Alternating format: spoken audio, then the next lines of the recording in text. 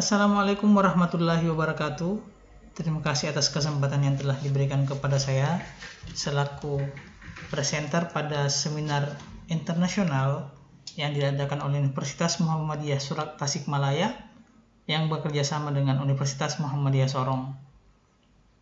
Adapun judul yang akan saya presentasikan pada kesempatan kali ini berjudul Kajian Pengembangan Kawasan Konservasi Perairan di Provinsi Sorong Selatan pada Kawasan Konservasi Laut 1001 Sungai atau di dalam bahasa setempat dimaknai dengan sebutan Theo Enebikia, Provinsi Papua Barat ditinjau dari aspek sosial. Saya Ahmad Farisal selaku staf pengajar dari Universitas Muhammadiyah Sorong, Irwanto yang juga berasal dari WWF, rekan kerja saya Ratna yang juga berasal dari Universitas Muhammadiyah Sorong, Nafisa Nurbandika dari WWF, serta mahasiswi kami Neneng S. Khalidi.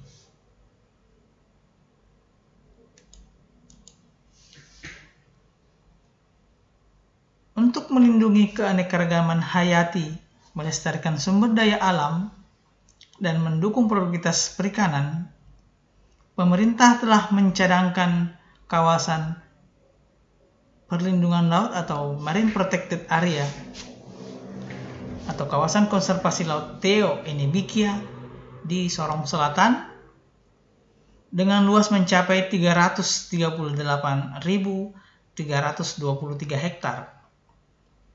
Meliputi kawasan perairan Sorong Selatan sebagai kawasan konservasi laut atau KKL melalui peraturan pemerintah nomor 523 tahun 2019. Pengelolaan KKL bertujuan secara besar selain untuk melindungi spesies tertentu, juga untuk membatasi penggunaan sumber daya alam serta memiliki fungsi untuk memastikan bahwa sumber daya laut tetap terjaga untuk kemakmuran generasi saat ini dan masa depan. Pemantauan rumah tangga merupakan salah satu pilihan untuk mengukur apakah kawasan konservasi laut tersebut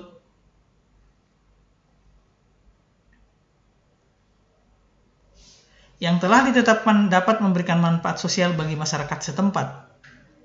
Penelitian ini bertujuan untuk mengumpulkan data dan informasi tentang sosial pada rumah tangga sasaran dalam zonasi KKL. Selain itu, kegiatan ini juga menilai dampak pengembangan KKL 1001 Sungai Theo Enebikia selama 2 tahun,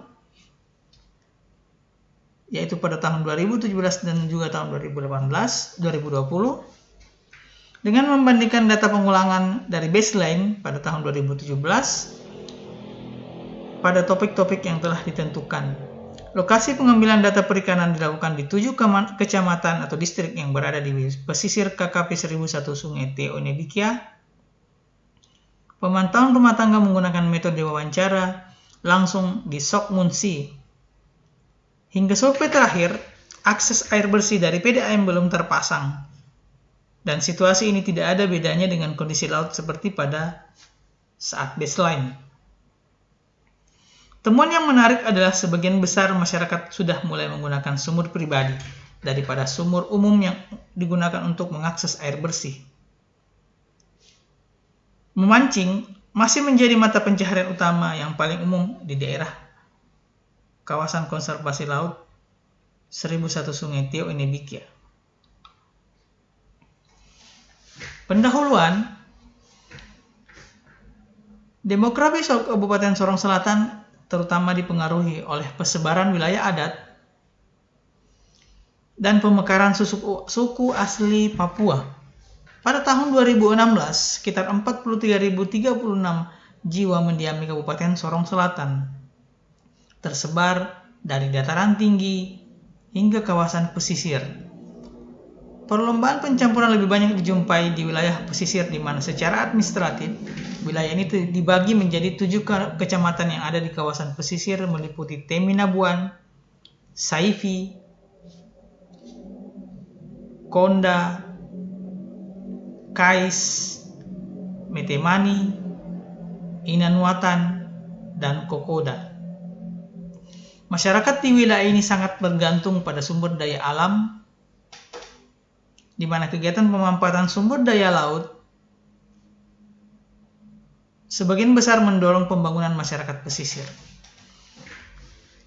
Meskipun kontribusi perikanan untuk pertumbuhan ekonomi daerah cukup tinggi, namun 33,2% masyarakat di Sorong Selatan berada pada jenjang kemiskinan, kondisi sosial budaya yang buruk, dan kegagalan pelaksanaan fungsi lembaga sosial. Dapat dikatakan bahwa pemanfaatan sumber daya perikanan di Sorong Selatan belum selaras dengan tingkat kesejahteraan masyarakat pesisir. Oleh karena itu, mendukung produktivitas perikanan dan meningkatkan kondisi sosial masyarakat setempat harus dilaksanakan dalam kerangka yang sama di bawah satu unit pengelolaan. Untuk melindungi keanekaragaman hayati, melestarikan sumber daya alam, dan mendukung produktivitas perikanan, pemerintah telah mencadangkan 338.323 hektar perairan Sorong Selatan sebagai kawasan konservasi laut melalui peraturan pemerintah nomor 523 pada tahun 2012.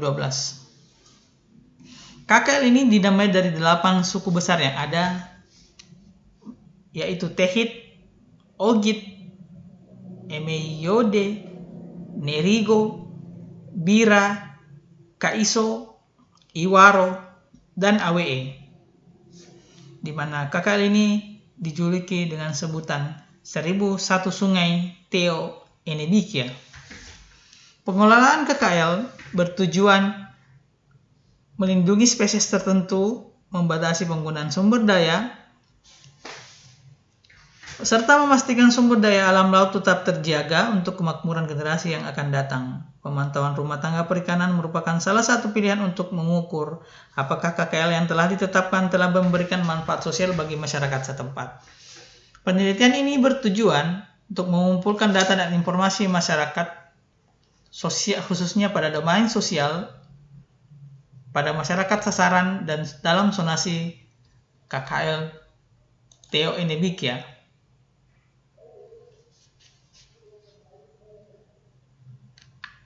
Metodologi yang dilakukan pada penelitian ini meliputi waktu dan tempat di mana pendataan dilaksanakan di wilayah pesisir dengan 7 distrik meliputi Saifi, Teminabuan, Konda, Yahadian, Metemani, Inanuatan, serta Kokoda, yang terdiri dari 11 desa sasaran, yaitu Botain, Konda, Wamargege, Seyolo, Ampera, Yahadian, Nusa, Mugim, Mugibi, Mate, dan Tarof. Tentang waktu dilakukan adalah pada tahun 2017, 2018, serta 2020. Metode pengumpulan data menggunakan diskusi grup terarah atau focus group discussion, kemudian wawancara informan kunci atau key informant interview melibatkan sekitar 6-10% 10 responden, yaitu nelayan, pengumpul, kepala desa, dan beberapa tokoh informan kunci lainnya yang dapat memberikan informasi terkait perikanan yang ada di desa tersebut, serta survei kondisi sosial perikanan yang ada di kawasan Sorong Selatan dengan menggunakan metode Sokmonsi dengan wawancara secara langsung. Responden yang diambil di tiap desa sasaran adalah 5% jika rumah tangga perikanan berada pada kisaran angka di bawah 150, lebih dari 150, sementara jika kurang dari 150 maka jumlah responden berkisar antara 7-9 responden. Hasil yang kami dapat yang pertama adalah akses air bersih, sanitasi lingkungan, dan kondisi rumah tangga. Air bersih merupakan salah satu faktor yang mempengaruhi masyarakat pesisir Hal ini dapat diukur melalui aksesibilitas sumber air bersih dan fasilitas sanitasi lainnya. Hasil survei saat ini, 55% rumah tangga dapat mengakses air bersih seperti sumur umum, sedangkan 36% rumah tangga sudah memiliki sumur pribadi. Di wilayah pesisir, akses air bersih dari PDAM belum tersedia. Kondisi sumur yang digunakan masyarakat, baik sumur umum maupun sumur pribadi, cukup keruh dan payau. Hal ini dikarenakan sebagian desa pesisir masih terkena kondisi pasang surut yang menyebabkan pencemaran di beberapa tempat. Pada tahun 2020, jumlah rumah tangga yang masih mengandalkan sumber air lain seperti tedah hujan dan sungai berkurang menjadi 22%. Ketersediaan fasilitas sanitasi cukup tinggi di wilayah ini. Sebagian besar rumah tangga memiliki jamban milik pribadi sebesar 63%, di mana tingkat persentasinya meningkat dibanding pada tahun 2017. Hal ini menunjukkan bahwa tingkat kesadaran masyarakat pesisir tentang pentingnya memiliki sumber air bersih yang memadai telah meningkat. Sebanyak 22% rumah tangga masih menggunakan jamban umum. Namun, beberapa sanitasi umum sudah dalam kondisi buruk dan bahkan tidak dapat digunakan lagi. Rumah tangga yang tidak memiliki akses ke fasilitas sanitasi telah meningkat sebesar 3% pada tahun 2020. Selain itu, survei mengungkapkan fakta bahwa wilayah pesisir KKLT Enebikia tidak memiliki tempat pembuangan akhir untuk limbah rumah tangga. Sebagian besar limbah rumah tangga menggunakan aliran sungai yang sebagai tempat pembuangan akhir sampah. Gambar 3 menunjukkan perbandingan material dari data baseline T0 pada tahun 2017 dan tahun pertama untuk pengulangan monitoring awal pada tahun 1, yaitu tahun 2020. Survei T1 mengidentifikasi peningkatan 21% penggunaan atap rumah yang terbuat dari asbes atau seng. Diduga dalam beberapa tahun terakhir masyarakat telah beralih dari bahan kayu dan bambu ke asbes untuk membangun atap mereka. Bahan lain tetap stabil, di mana kayu adalah bahan yang paling umum untuk dinding dan juga lantai rumah.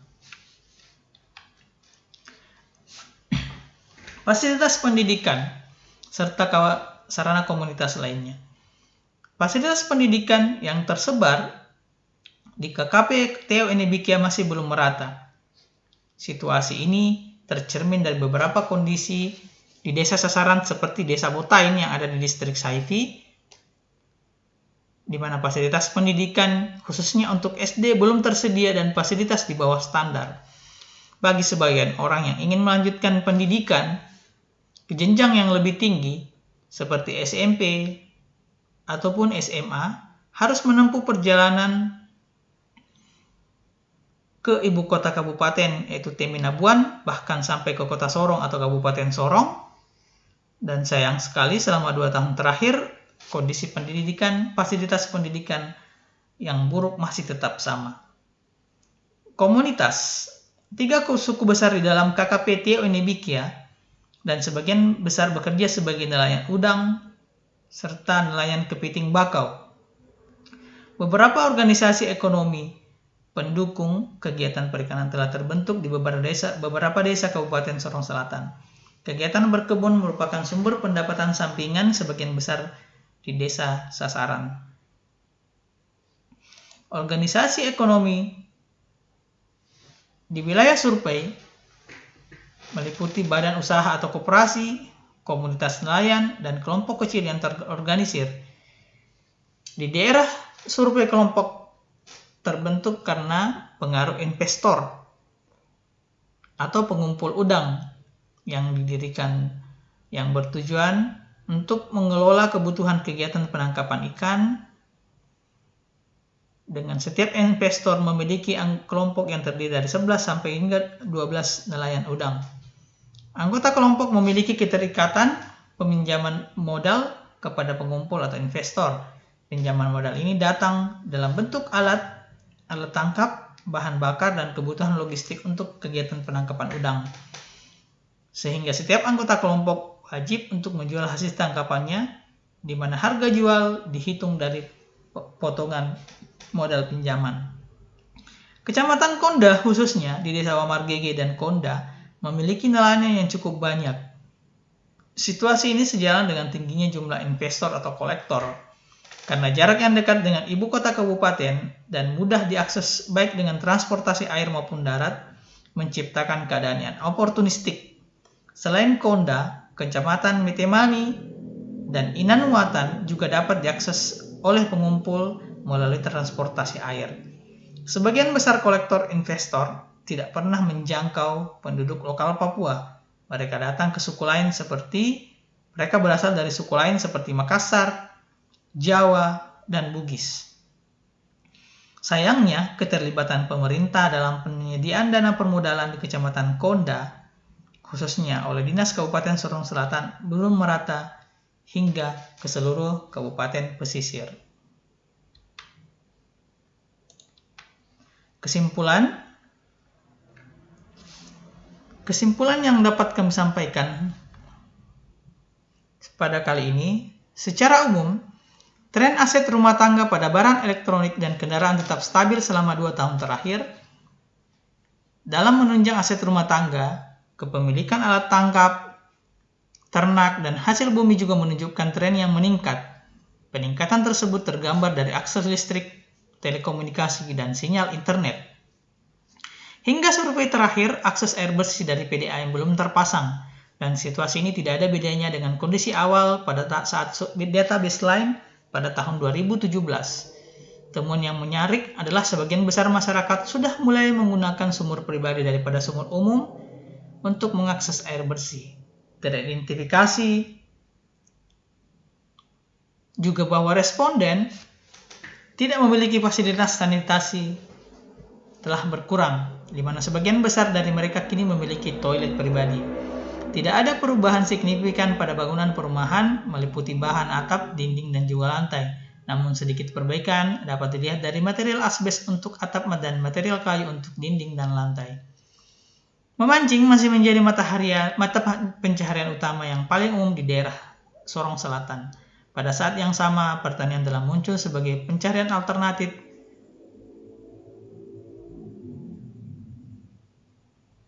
Sementara di sisi lain, bantuan pemerintah untuk subsidi meningkat signifikan karena dampak COVID-19. Rekomendasi yang pertama adalah peningkatan kapasitas, pengembangan keterampilan nelayan dan masyarakat pesisir, khususnya perempuan, dalam upaya menciptakan inovasi produk perikanan sebagai alternatif sumber mata rantai pendapatan. Peningkatan kapasitas perempuan mengenai pengelolaan keuangan juga perlu dilakukan secara intensif untuk mendukung keberlanjutan mata pencaharian utama di pesisir Sorong Selatan. Yang kedua, mendorong kearifan lokal pada praktik pemanfaatan potensi sumber daya perikanan. Sistem budaya masyarakat bahari cukup dipercaya untuk menjamin ketersediaan potensi sumber daya pesisir yang berkelanjutan. Yang terakhir, pengembangan kerjasama kelembagaan pengelolaan KKL yang melibatkan seluruh pemangku kepentingan untuk mewujudkan pengelolaan perikanan yang terpadu. Ucapan terima kasih kami untuk USAID Project yang telah memfasilitasi penelitian ini pada wilayah pengelolaan perikanan 715, khususnya di Papua, Provinsi Papua Barat, yang bekerja sama dengan pemerintah pusat, pemerintah provinsi, serta staf dari WWF Inaya dan Omri Sehotang, serta terkhusus untuk seluruh stakeholder dari Universitas Muhammadiyah Sorong, Universitas Kristen Papua, dan juga Politeknik Kelautan dan Perikanan Sorong. Terima kasih. Demikian yang sempat saya sampaikan. Wassalamualaikum warahmatullahi wabarakatuh.